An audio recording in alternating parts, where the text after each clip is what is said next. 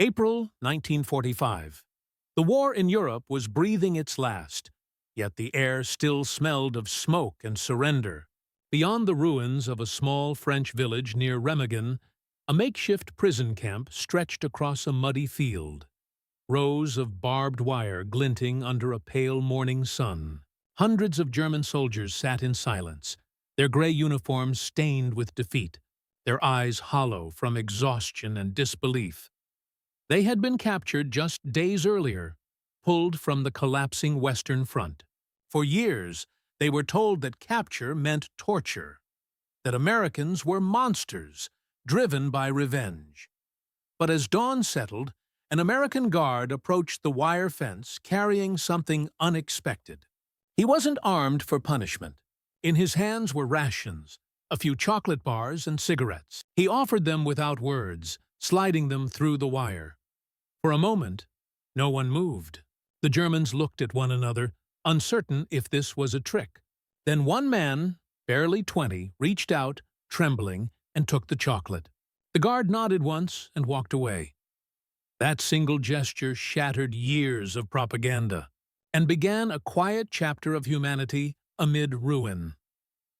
By the spring of 1945, the Third Reich was crumbling under the weight of its own delusions. The once mighty Wehrmacht, stretched thin across a 1,000-mile front, was now little more than a scattered, exhausted force trying to delay the inevitable. From the Ardennes to the Rhine, the German army's final resistance had collapsed into chaos. Entire divisions surrendering without orders, officers discarding insignia, columns of prisoners stretching farther than the eye could see. The Allies had learned a grim lesson from every inch of ground they reclaimed. They had seen what totalitarian discipline looked like in its last gasp.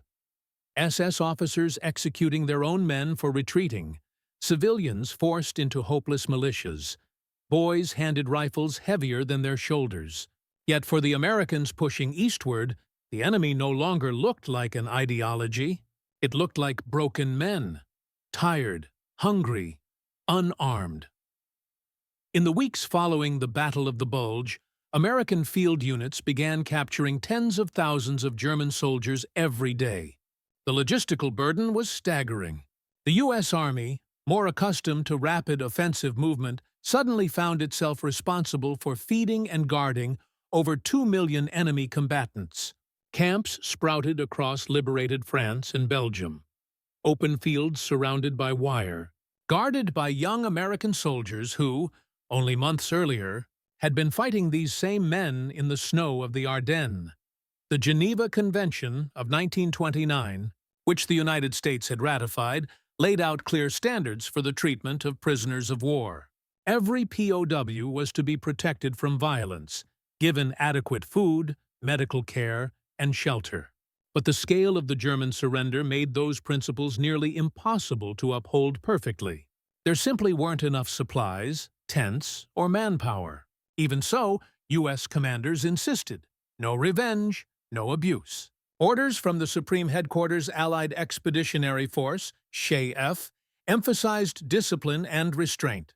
The moral tone of the campaign had to be preserved. For the Americans, this wasn't just about paperwork or humanitarian ideals. It was a matter of identity. They were liberators, not conquerors. And in that distinction lay one of the quiet revolutions of the war. German soldiers, meanwhile, entered captivity with minds full of propaganda. For years, Nazi ideology had portrayed Allied troops, particularly Americans, as degenerate and ruthless. Leaflets distributed to German frontline units warned that surrender meant torture, mutilation, or execution. So when capture finally came, most prisoners braced for the worst. They expected beatings, starvation, humiliation. Instead, they were processed, tagged, and marched to camps where the most pressing danger wasn't cruelty. It was overcrowding and hunger shared equally by guards and prisoners. American supply chains were stretched thin, feeding both their own men and millions of captured Germans. Yet, when food arrived, the same army rations that sustained the GIs, canned meat, bread, coffee, even small chocolate bars were distributed across the barbed wire. To the Germans, this seemed unreal. Even the most hardened veterans of the Eastern Front could not reconcile the difference. On the Russian steppe, surrender had meant execution or endless forced labor. In the West, the men who had killed their comrades were now offering them cigarettes. At first, suspicion ruled the camps. Some Germans refused to eat, believing the food was poisoned. Others were too ashamed to accept kindness from those they once called barbarians. But over time, distrust began to fade. Every shared gesture, a guard helping carry water, a medic treating an infected wound, chipped away at the image the Reich had painted. Behind the barbed wire, the war's propaganda machine died quietly. The Americans guarding these men were not saints. They were soldiers who had seen too much death to hate anyone anymore. Many had lost friends at Normandy, Bastogne, or Hürtgen Forest, yet they followed orders and conscience with equal weight. The enemy was defeated, and that was enough. By May 1945, the number of German prisoners held by U.S. forces in Europe exceeded 3 million. Camps in France, Belgium, and the Netherlands overflowed. Temporary enclosures known as Rheinwiesenlager, Rhine meadow camps, lined the western banks of the river, holding hundreds of thousands under open skies. Conditions were harsh, but discipline remained firm. No executions, no revenge killings among those prisoners. Rumors began to circulate about guards who shared their cigarettes, about kindness that made no sense in the logic of war. For the captured Germans, this unexpected mercy marked the beginning of a strange new reality. And that reality would grow even more complex as the prisoners began to understand. The nation that held them, when the surrender floodgates opened in the spring of 1945, the Western Allies found themselves not only with a defeated enemy, but with the responsibility of managing the largest mass captivity in modern European history. From the hedgerows of Normandy to the shattered streets of Cologne, captured German soldiers filled every temporary enclosure that could hold them. The U.S. Army, with its characteristic efficiency, began transforming farmland, airstrips, and even football fields into prisoner-of-war temporary enclosures. The scale was staggering. Tens of thousands in each camp, barbed wire fences stretching for miles, guard towers improvised from wooden crates. Most prisoners were processed within hours of capture, stripped of weapons, registered by serial number, and searched for intelligence documents. For many Americans, this was their first close encounter with the men they had fought for years. And what they saw surprised them. These weren't the fanatical stormtroopers of Nazi propaganda. Many were middle-aged reservists, farmers, and teenagers barely out of school. Their boots were worn through, their uniforms threadbare, their faces blank with fatigue. The ideology that had driven them seemed to have evaporated somewhere between the Siegfried Line and surrender. At first, life inside the camps was austere. Housing was limited, and spring rains turned the fields into a sea of mud. The prisoners slept in tents, sometimes under open skies. Food rations were restricted, mirroring the shortages affecting all of Europe. Yet compared to the devastation inside Germany, conditions were unexpectedly humane. Medical officers made rounds, distributing sulfa powder and bandages. Chaplains, both American and German, held prayers in open spaces. And then came the small, human gestures that defined the moral character of the victors. A private from Iowa would toss an unopened ration box over the wire. A corporal from Chicago would slide cigarettes through to a man coughing from withdrawal. Some guards even used their limited German to trade. A cigarette for a hand-carved ring. A chocolate bar for a sketch. For the prisoners, such acts carried immense weight. Many had been raised on years of Nazi indoctrination that depicted the Americans as merciless materialists, driven by greed and cruelty.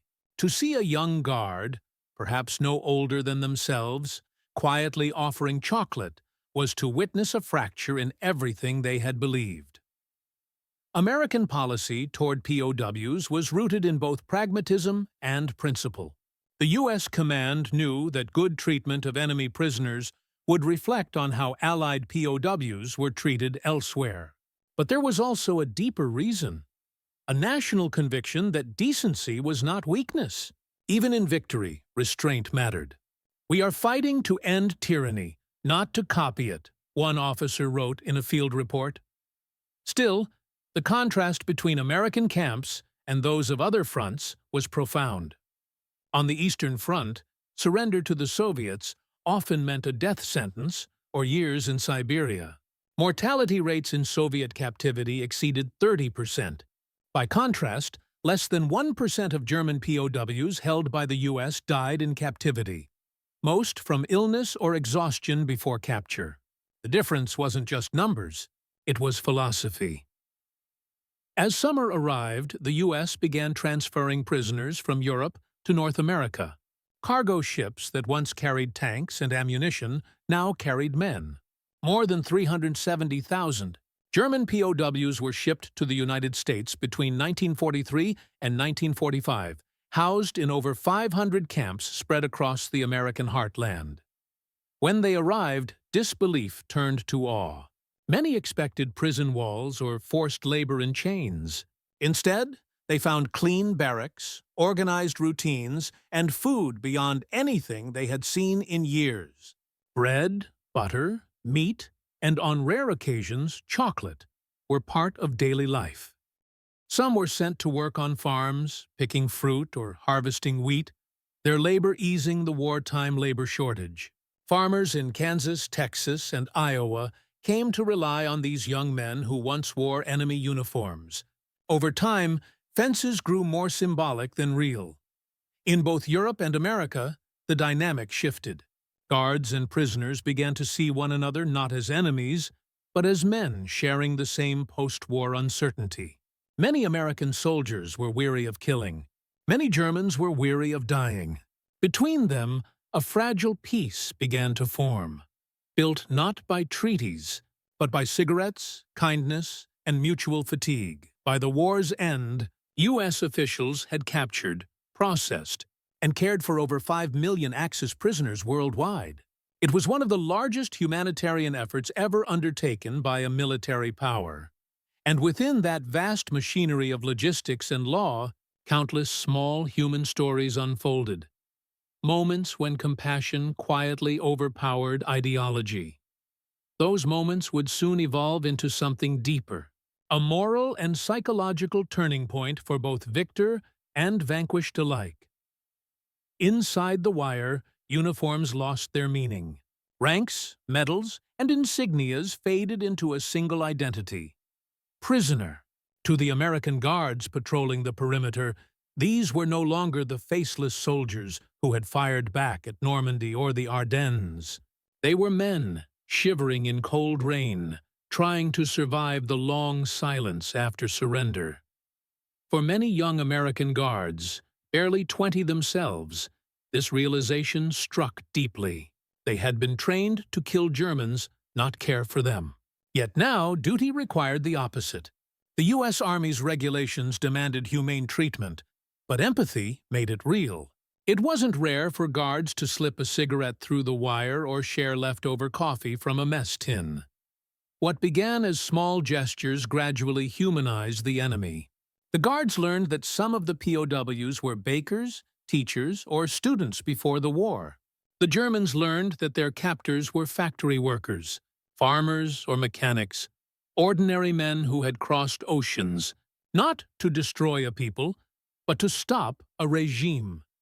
It was a quiet dismantling of hate.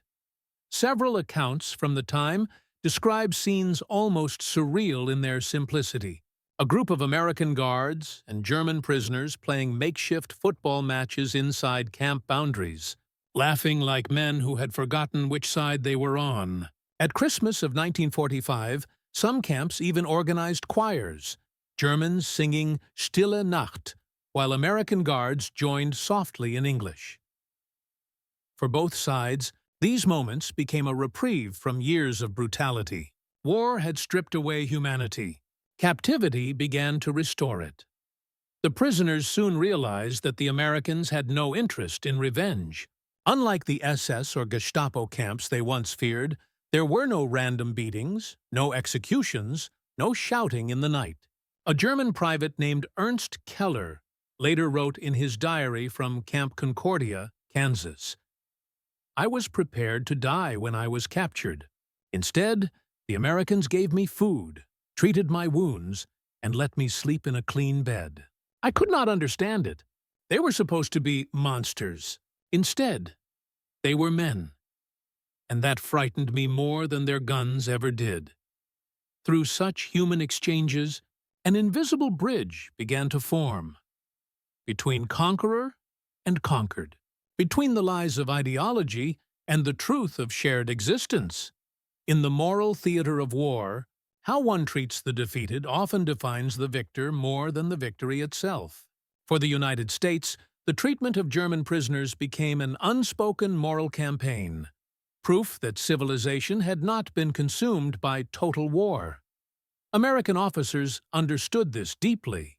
Major General John C. H. Lee, commanding the services of supply in the European theater, reminded his subordinates that the eyes of the world are on how we treat those who once sought to enslave it. This was not about leniency. It was about principle. The American conscience had been shaped by a long memory of liberty and law. To mistreat prisoners would have meant betraying the very ideals the Allies claimed to defend. Thus, even amid shortages and chaos, U.S. military doctrine insisted on order, fairness, and basic human respect. This restraint stood in stark contrast to the psychological collapse unfolding in Germany. Inside the collapsing Reich, Hitler demanded that no German surrender alive. The concept of mercy had vanished from the German vocabulary. Yet in American custody, mercy became a weapon stronger than hatred.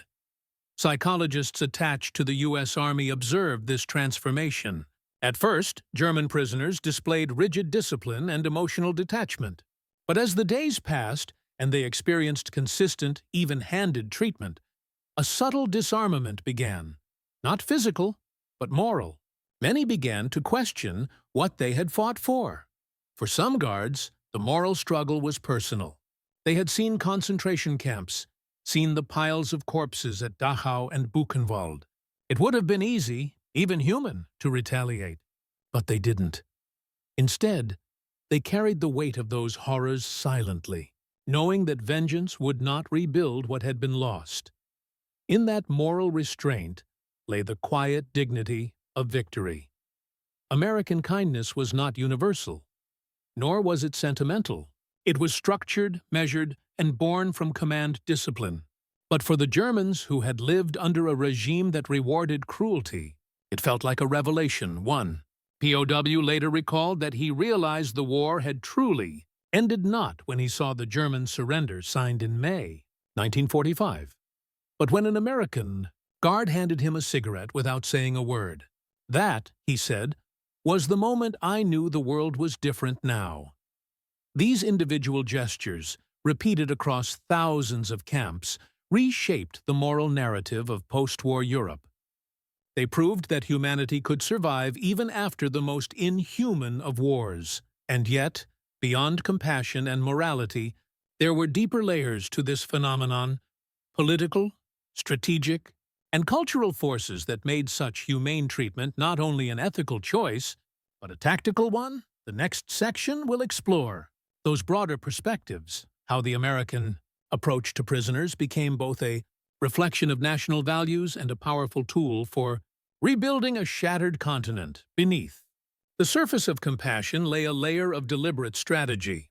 The humane treatment of German POWs was not only a reflection of American morality, it was also a calculated instrument of psychological warfare and long-term political foresight. By 1944, Allied leadership understood that the battle for Europe would not end with Germany's surrender. The real challenge would be shaping the minds of millions who had been raised under Nazi ideology. Brutality would only breed resentment. Kindness, by contrast, could dismantle faith in the Reich far more effectively than bullets ever could. The U.S. War Department issued clear guidance. Captured soldiers were to be treated fairly, not merely to comply with the Geneva Convention, but to demonstrate the contrast between democratic order and fascist terror. Each camp, each meal, each interaction between guard and prisoner became a living message, a silent broadcast that said, "This is what civilization looks like."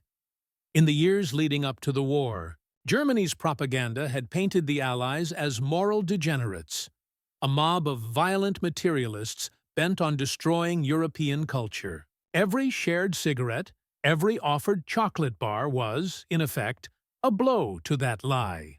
American intelligence officers observed how prisoners began to talk among themselves.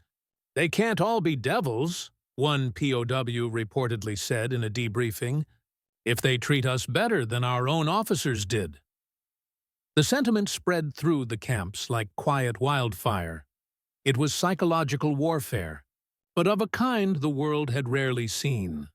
Warfare fought not with bombs, but with dignity. Furthermore, humane treatment had a pragmatic value. The United States needed post-war stability.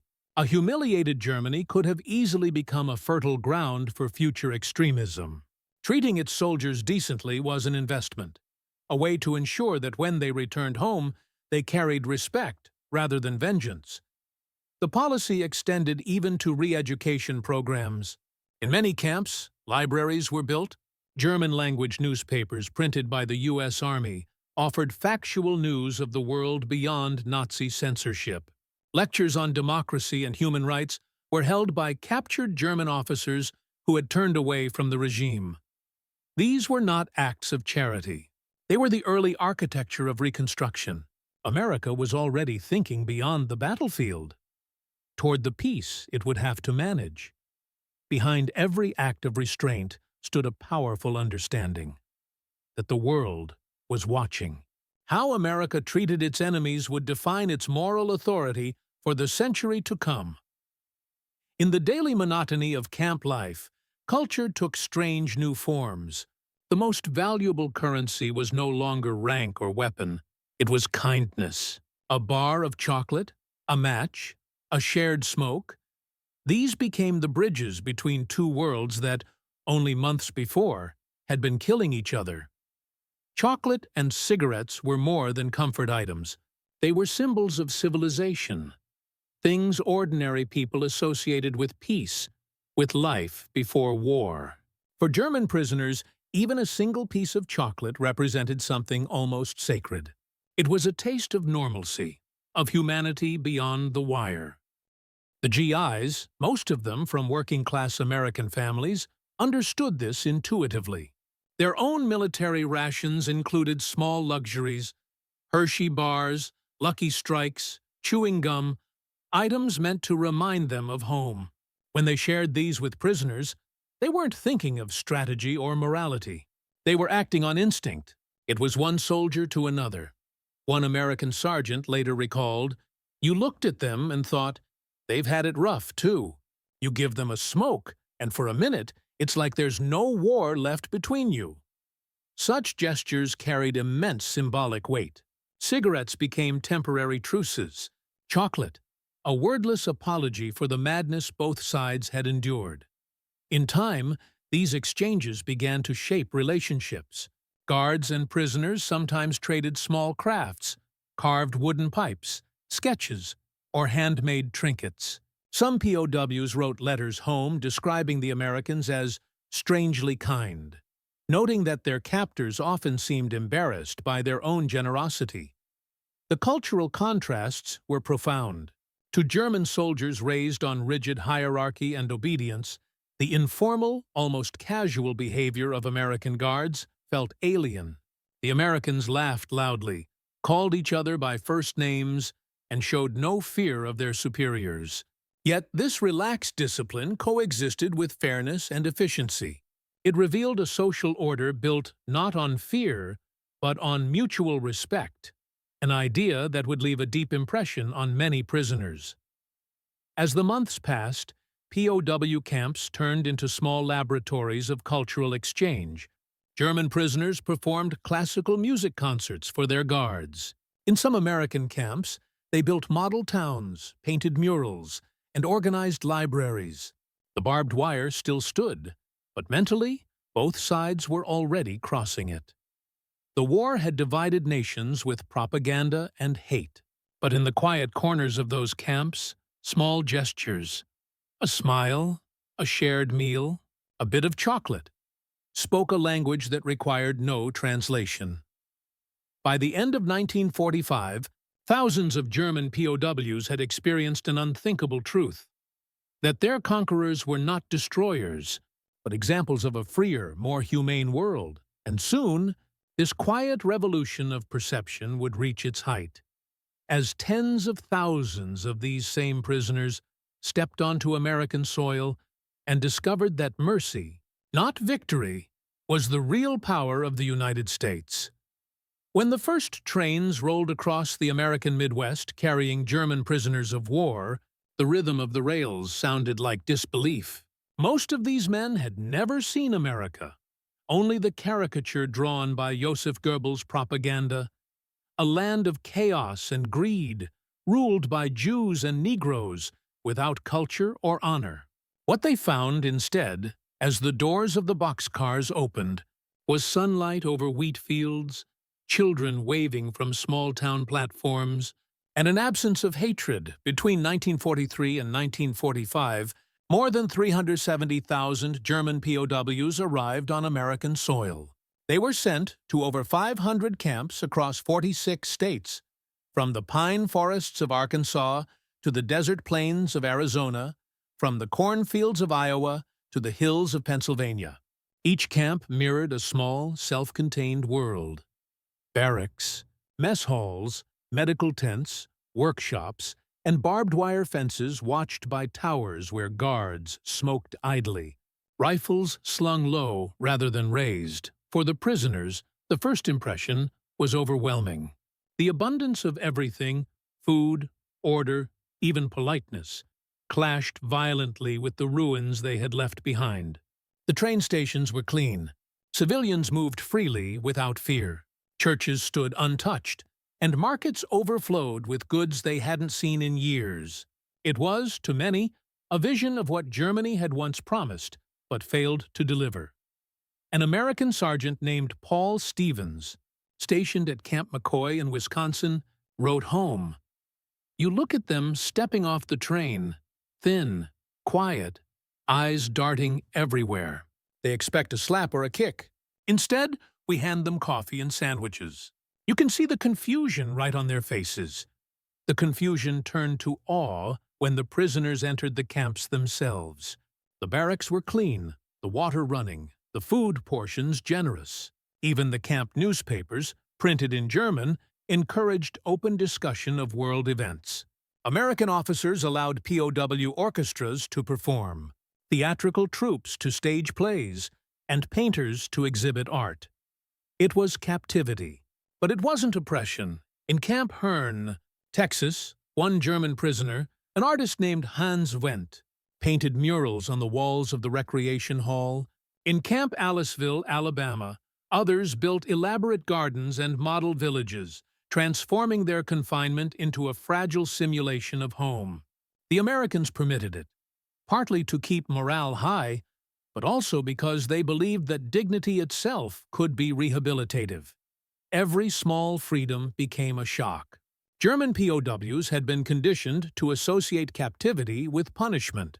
Instead, they found themselves part of an orderly system built not on fear, but on rules. In the evenings, guards and prisoners sometimes spoke through the wire. They exchanged phrases in broken English and German, laughing awkwardly. The Americans were often farm boys from Kansas, Oklahoma, or Nebraska. Young men who saw their captives as just another group of workers, not demons. Soon the prisoners began working outside the camps. Under supervision, they harvested crops, repaired roads, and chopped timber. Many American farmers, struggling with labor shortages during wartime, grew dependent on their efficiency. The Germans were paid in canteen tokens or small stipends, redeemable for soap, coffee, and cigarettes. But it wasn't the money that mattered. It was the human contact. In rural towns across the South and Midwest, relationships began to form between POWs and American civilians. Some farmers offered them lemonade on hot days, and others left small meals by the fence. Children would bring them candy or ask for songs in German. The experience was transformative. For many prisoners, this was their first direct encounter with the society their government had spent years dehumanizing. They expected arrogance. They found hospitality. They expected vengeance. They found grace. One prisoner at Camp Tonkawa, Oklahoma, later recalled in a post-war interview, "I remember the guard who offered me a cigarette. He said, 'You guys work hard.' That was it. Simple words. But in that moment, something broke inside me. The war was truly over. I wasn't the enemy anymore. I was just a man. Not every camp was ideal. Some faced shortages or outbreaks of disease. Others housed die-hard Nazis who tried to enforce ideological discipline within the wire. But the overall reality defied the stereotypes of wartime captivity. For most German POWs in America, life became a strange, humbling education in freedom. Every morning, they stood in roll call under a sky unscarred by warplanes. They listened to the hum of trains, to the laughter of guards, to the radio playing swing music. And gradually, the noise of hatred faded. For some, it was the first time they began to see the world beyond propaganda, to understand that the enemy they were taught to fear was, in truth, the world they wanted to live in. And soon, that transformation, born in the quiet civility of the camps, would begin to ripple back across the Atlantic, reshaping the very identity of post-war Germany. By late 1944, America's POW camps had become living laboratories of ideology, where the ghosts of Nazi indoctrination clashed silently with the reality of freedom. Inside the wire, there were two kinds of prisoners, those still loyal to Hitler and those whose loyalty had begun to crumble. The true believers called themselves the Lagerführung, the camp leadership. They tried to maintain discipline among their fellow Germans, holding secret meetings, spreading propaganda leaflets, and punishing anyone they saw as weak or infected by democracy. To them, surrender was treason, but cracks were spreading fast. One morning in Camp Crossville, Tennessee, the guards found Nazi flags shredded and tossed into a trash pit. A few days later, a hand-painted sign appeared near the canteen. It read, in German, "Der Krieg ist verloren, aber nicht unsere Menschlichkeit." The war is lost, but not our humanity. The camp's commandant, Captain James Wilkins, ordered the sign removed, but didn't punish anyone. Later, when questioned, he said, "If they're beginning to talk like that, we're doing something right." The Americans understood something few governments had grasped at the time. Ideology couldn't be beaten only with bullets. It had to be disproved by example. So instead of humiliation, they gave responsibility. Instead of shouting orders, they gave trust. At Camp Algona in Iowa, a small group of POWs was allowed to run a woodworking shop. They built furniture not only for the camp, but also for local schools and churches. When one of the guards accidentally broke a chair, a German carpenter named Otto laughed and said, "We'll fix it. War teaches you how to rebuild everything." That same man later became a school teacher in Munich, known for teaching peace through craftsmanship. At Camp Trinidad in Colorado, a library of 5,000 books was open to the prisoners. Among the titles, the Federalist Papers, Democracy in America, and translations of Lincoln's speeches. Some Germans read them out of curiosity, others out of boredom. But for many, it was their first introduction to democratic thought, unfiltered by censorship. In one report from 1945, a U.S. Army psychologist wrote, They came here believing in superiority. They will leave understanding equality. That quiet revolution deepened as word of Hitler's collapse spread across the camps. In April, newspapers delivered to the prisoners carried the headline, "Berlin Falls, Hitler Dead." Silence followed. In Camp Herne, guards noticed prisoners standing motionless, staring at the headline as if reading a personal obituary. Some wept. Others threw their armbands into the fire pit. Then came the shock. The Americans didn't celebrate. There were no jeers, no gloating. One guard wrote in his diary, "We didn't cheer. We just looked at them. And I think they knew we pitied them." That hurt them more than hate ever could. In the following weeks, something remarkable happened. Prisoners began helping the guards voluntarily, fixing fences, organizing sanitation, tending gardens without orders. One camp commander wrote to Washington, "We no longer have to force cooperation. They offer it." By summer 1945, many POWs began receiving mail from home. Letters describing bombed cities, hunger, and chaos. In those letters, Germany wasn't a nation anymore. It was rubble and memory. For these men, the American camps became not a prison, but a sanctuary. They started asking questions. What will happen when we go back? What kind of Germany will we build? In Camp Ruston, Louisiana, a prisoner named Wilhelm Eckhart wrote a poem that circulated secretly among the camps. "We crossed an ocean to find defeat, and found instead a mirror, clean and cruel. The hands we thought would strike us down offered bread, and in that bread we saw our shame." Even guards began to sense it, this strange bond forming between captor and captive. A U.S. lieutenant wrote, "You could feel the war dissolving, not through treaties, but through small acts of respect." The most symbolic moment came during Christmas 1945. At dozens of camps, American guards invited German prisoners to share a joint service. Hymns were sung in both languages, "Silent Night" echoing across the wire. The guards stood shoulder to shoulder with the same men they once fought, candles flickering against the cold. It was more than mercy. It was a transformation. For the German prisoners, the enemy had become a teacher, showing them, wordlessly, what freedom truly meant. Years later, when these men returned home, many would tell their families not about battles or victories, but about the day an American soldier gave them chocolate or cigarettes or forgiveness.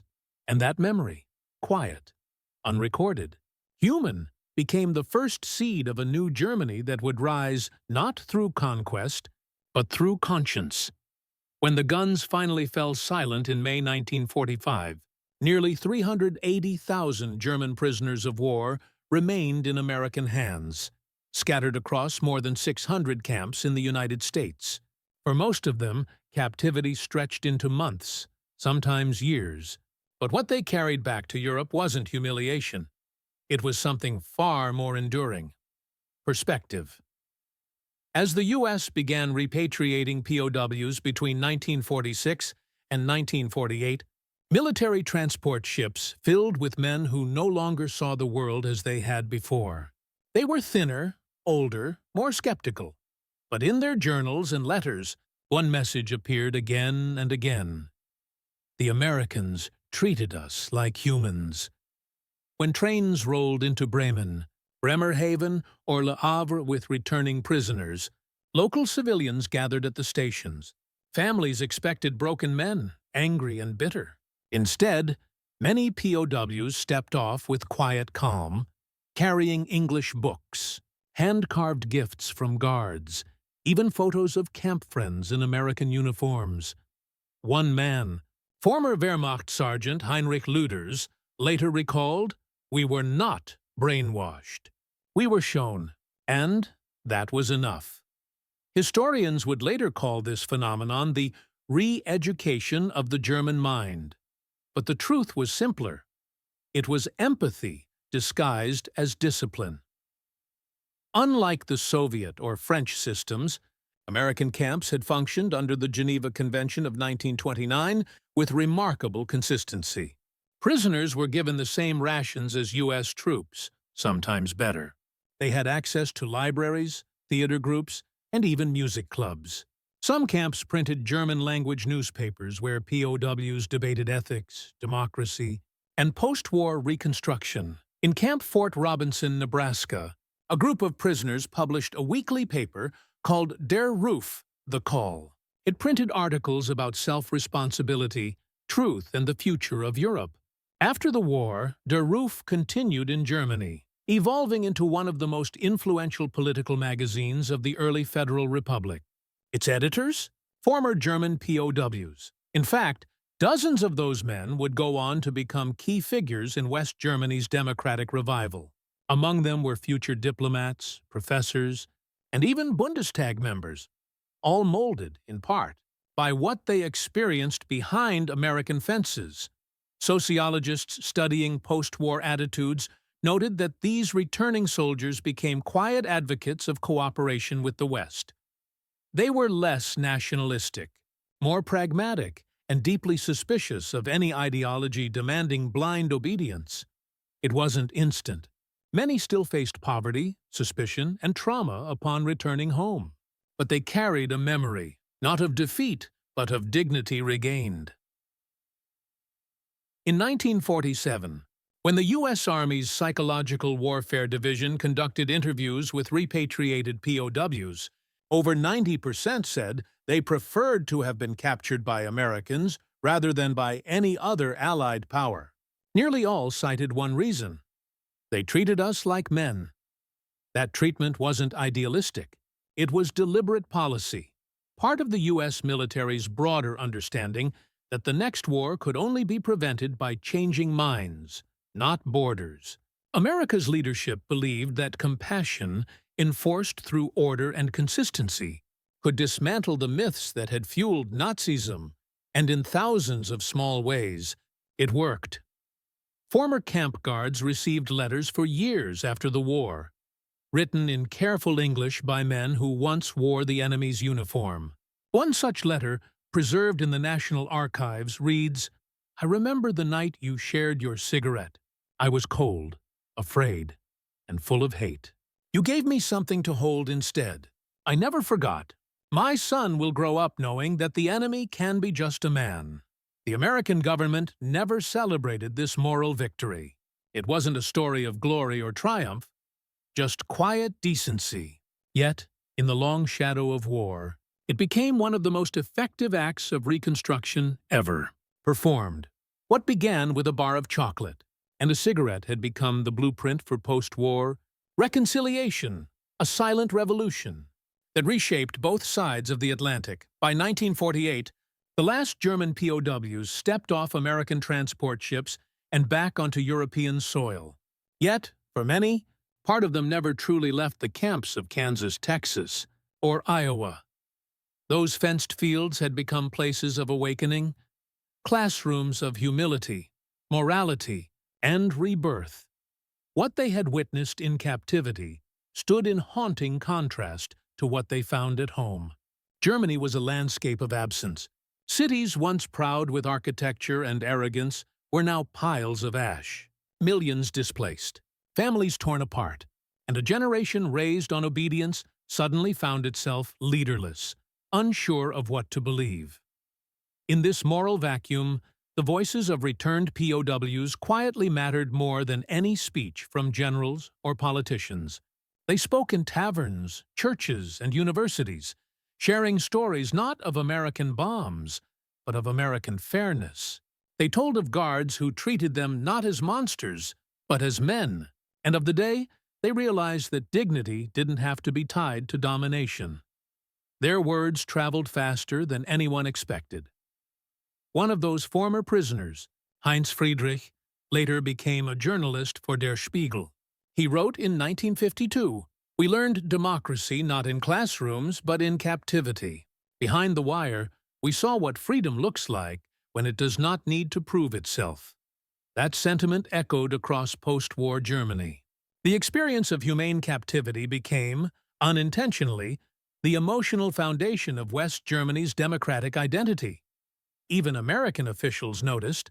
A 1950 U.S. State Department memo described the POW experience as a psychological bridge across the Atlantic, crediting it with accelerating reconciliation between the two nations. And yet, the story remained largely unsung.